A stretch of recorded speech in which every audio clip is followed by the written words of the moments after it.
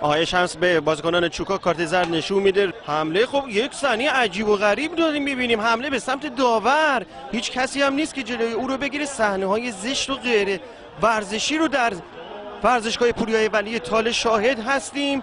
هر کسی از راه میرسه داره به داور دست درازی میکنه. اتفاقات عجیب و غریبی که فقط در فوتبال کشور ما داره رخ میده. حمله به آقای سعید شمس بعد از اینکه رضا اعتمادی رو با کارت زرد اخراج کرد، دارن داور رو میزنن. عجیبیه واقعا، صحنه‌های زشتی رو در ورزشگاه پوریای ولی تال شاهد هستیم.